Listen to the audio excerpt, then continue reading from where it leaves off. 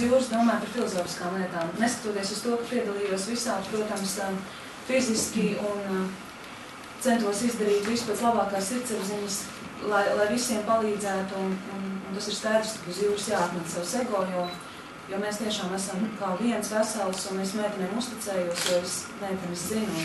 Pilnīgi skaidrs, ka mēs vienotrai varam uzticēties, tā kā roka ar 5 pirkstiem, bet es domāju, ka jūra ir tā kā dzīve, tur ir vētras, tur ir milzīgi viļņi, un par to man bija jādomā visu nedēļas laikā.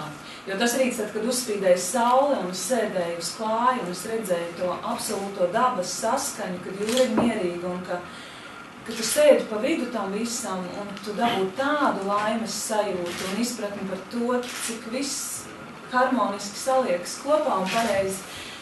Tādi brīži, manuprāt, ir dzīvesvērti. Un meitenes runā par jahtošanu, bet es gribu parunāt par virtuvi, jo no šīta projekta ir izaudzis viens jauns projekts, kurus gribētu mazliet iezīmēt. Mēs šobrīd strādājam pie grāmatas izdošanas, kura mums būs sadarbībā ar izdevniecības zvaigzni ABC. Mēs izdosim recepšu grāmatu, jo mēs brīnišķīgi visas gatavojam, un meitenes katrā ziņā pārspēja vienu otru.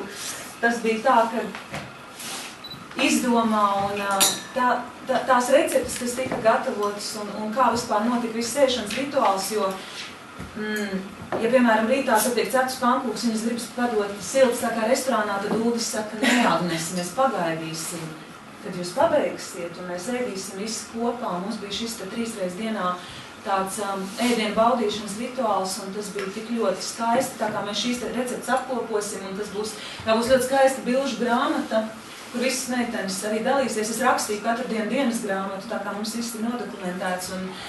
Un katrā ziņā tas bija vēl viens apliecinājums tam, ka ar sievietēm un blondīnēm viss ir pilnīgā kārtībā, ka viņas nav nekādas meitenes, kuras ir ar kaut kādām savām ambīcijām, ka tās ir meitenes, kuras spēj nolikt visu malā, lai vienu otru palīdzētu atbalstīt, stiprināt, un tas, manuprāt, vispār bija vissvarīgākais. Atkal tāda izjustuvība, tieši ar tādu sieviešu solidaritāti un bez tādām sieviešu muļķībām un kaut kādām parastajām sadzīves lietām. Bet tieši ekstremālos apstākļos vienai otru uzturēt, palīdzēt un dažreiz pienākt un vienkārši uzsisti plecu.